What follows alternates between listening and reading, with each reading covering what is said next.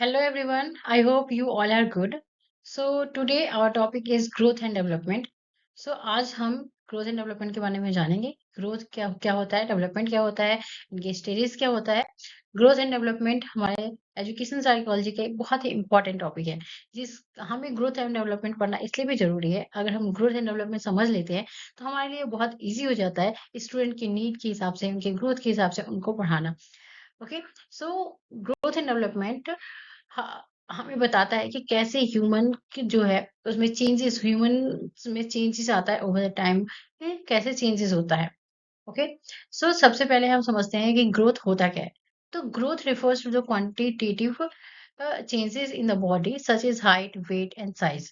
Okay, so growth हमारे body में quantitative changes है, ये ओनली फिजिकल चेंजेस से रिलेटेड होता है।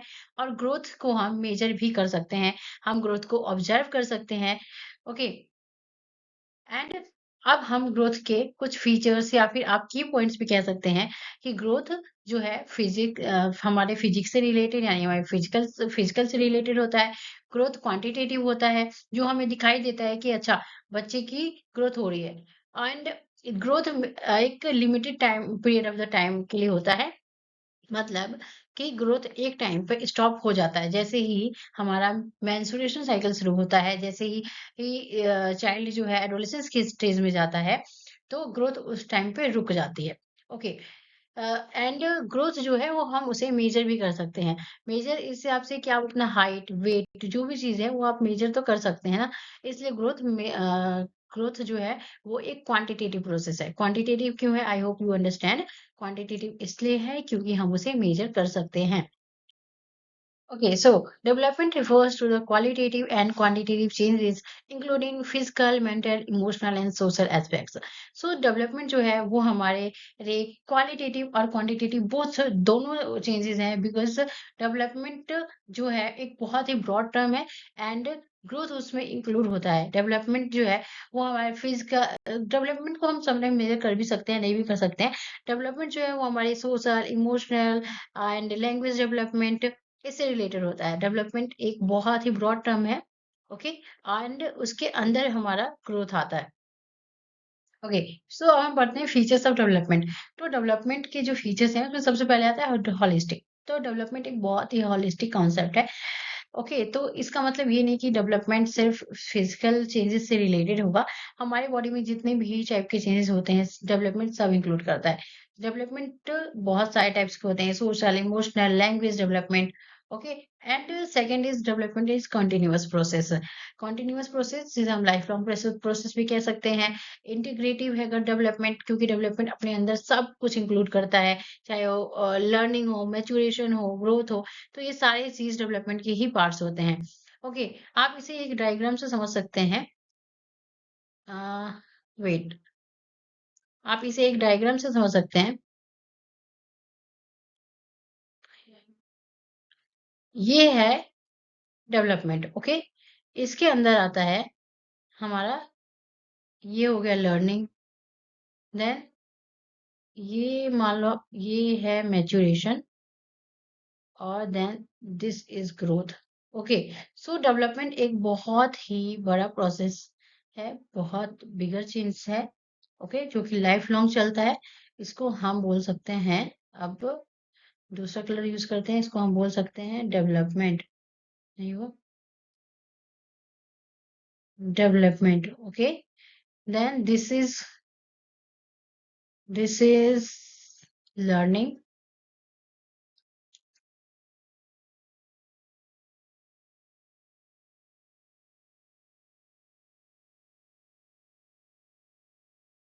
सॉरी। तो यू कैन अंडरस्टैंड स्टूडेंट्स कि डेवलपमेंट बहुत बड़ा ये लर्निंग है। ओके, देन आता है ये मैच्योरेशन, देन आता है ग्रोथ। और डेवलपमेंट जो है इन सब को इंक्लूड करता है। ओके, अब हम पढ़ते हैं difference between growth and development. तो मैं ऑलरेडी आपको बता चुकी हूँ कि ग्रोथ क्या होता है, डेवलपमेंट क्या होता है। तो ग्रोथ जो है वो मैंने आपको बताया कि क्वांटिटेटिव एस्पेक्ट्स हैं ओनली, जो जिसे हम मेजर भी कर सकते हैं, हम ऑब्जर्व कर सकते हैं। पर डेवलपमेंट दोनों को ही इंक्लूड करता है, वो क्वालिटेटिव प्लस क्वांटिटेटिव बोथ दोनों ही चेंजेस को इंक्लूड करता है। डेवलपमेंट जो ग्रोथ जो है वो सिर्फ फिजिकल चेंजेस से रिलेटेड होता है, लेकिन डेवलपमेंट ओवरऑल चेंजेस से रिलेटेड होता है। आपके बॉडी में जितने भी चेंजेस, चाहे आप इमोशनली कोई चेंज हो, कोई सोशल चेंजेस हो या लैंग्वेज डेवलपमेंट, वो सब कुछ इंक्लूड करता है डेवलपमेंट। डेवलपमेंट एक बहुत ही होलिस्टिक प्रोसेस है। ओके, देन ग्रोथ जो है एक टाइम पे स्टॉप हो जाता है, लेकिन डेवलपमेंट लाइफ लॉन्ग प्रोसेस है। ग्रोथ को हम मेजर कर सकते हैं, हम हाइट वेट को मेजर कर सकते हैं, पर डेवलपमेंट जो है हमेशा हम मेजर नहीं कर सकते। अब हम इमोशनल डेवलपमेंट को कैसे मेजर कर सकते हैं? ओके, इसलिए हम कहते हैं कि development is not always measurable. Then parts of development, growth जो है वो डेवलपमेंट का ही पार्ट्स है, और डेवलपमेंट जो है वो ग्रोथ को अपने अंदर इंक्लूड करता है। Okay, now stages of growth and development. So देखिए, डेवलपमेंट जब बच्चा, कोई भी चाइल्ड जब मदर के गर्भ में आता है, तब से ही उसका डेवलपमेंट शुरू हो जाता है। उस स्टेज को प्री नेटल स्टेज कहा जाता है। ओके, जब बच्चे की जन्म होती है, उस स्टेज को पोस्ट नेटल स्टेज कहते हैं। लेकिन जब बच्चा बर्थ से लेकर उसका 2 साल तक की एज को इन्फेंसी कहा जाता है। ओके, तो इस एज में जो चाइल्ड का जो डेवलपमेंट और ग्रोथ का जो रेट है, वो बहुत ही रैपिड होता है, बहुत तेजी में डेवलपमेंट हो रहा होता है। आप देख रहे होंगे कि बच्चे, मतलब हर दिन उनका रूप चेंज होगा, हर दिन वो उनमें कोई ना कोई चेंजेस आपको देखने में को मिलेगा। इस एज में, इन्फेंसी एज में बच्चा बैठना सीखता है, क्रॉल करता है। ओके, देन आता है अर्ली चाइल्डहुड। अर्ली चाइल्डहुड की जो एज है वो 2 टू 4 इयर्स होता है, और इसमें भी रैपिड चेंजेस होते हैं स्टूडेंट्स चिल्ड्रन में। इसमें ये होता है कि इस स्टेज में बच्चे का जो लैंग्वेज डेवलपमेंट है और बहुत ही तेजी से होता है। अगर आपसे से मतलब एग्जाम में ये क्वेश्चन पूछा जाए कि कौन से ऐसे स्टेज है जिसमें बच्चे का लैंग्वेज डेवलपमेंट बहुत फास्ट होता है, वो है अर्ली चाइल्डहुड। अर्ली चाइल्डहुड में चाइल्ड का जो है डेवलपमेंट है, लैंग्वेज डेवलपमेंट बहुत तेजी में होता है।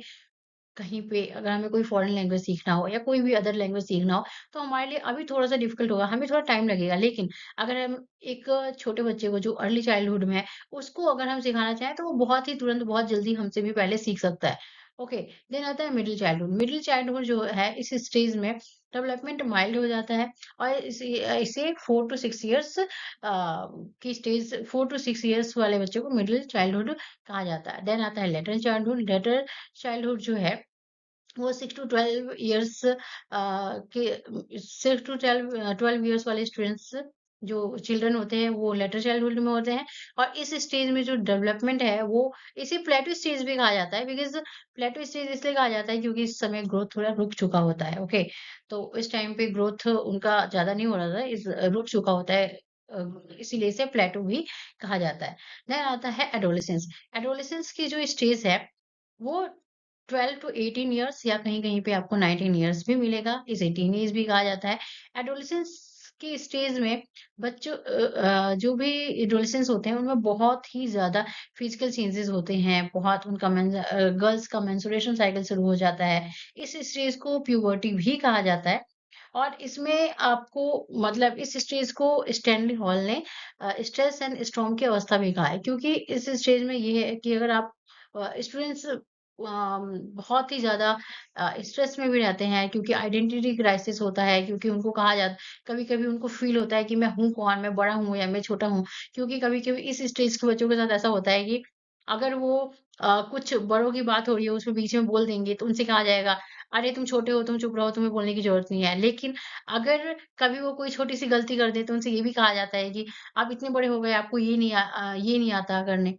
तो ये बहुत ही उनके लिए स्ट्रेस की अवस्था होती है, और इस स्टेज में बहुत सारे उनके अंदर चेंजेस हो रहा होता है, हार्मोनल चेंजेस होते हैं, जिस कारण उनको बहुत सारे प्रॉब्लम भी फेस करने होते हैं। एंड देन इस स्टेज में इसे हीरो वर्शिप भी कहा जाता है, क्योंकि लड़के जो बॉयज़ जो होते हैं, उनमें बहुत ये कॉमन चेंजेस आता है कि वो उनको, जिस भी कोई एक्टर हो गया या कोई भी चीज़, कोई भी इंसान जिससे वो इन्फ्लुएंस हो रहे हैं, जिसको वो पसंद कर रहे हैं, तो उनकी तरह बनने को सोचते हैं, उनकी तरह बिहेव करते हैं। कभी-कभी उनको फ़ील होने लगता है कि अरे! हम तो बहुत बड़े हो गए। उस हिसाब से अपना ड्रेसिंग सेंस भी कर लेते हैं चेंजेज़। चेंज। ओके, तो ये स्टेज बहुत ही इम्पोर्टेंट स्टेज है।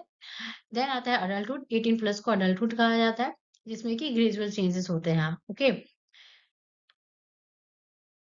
तो ये इस इमेज से आप समझ सकते हैं कि सबसे पहले आया इन्फेंसी, इन्फेंसी के बाद आता है चाइल्डहुड, इसमें अर्ली और मिडिल एंड लेटर चाइल्डहुड आ जाएगा। देन आता है एडोलेसेंस, एडोलेसेंस के बाद आता है अडल्टहुड। ओके,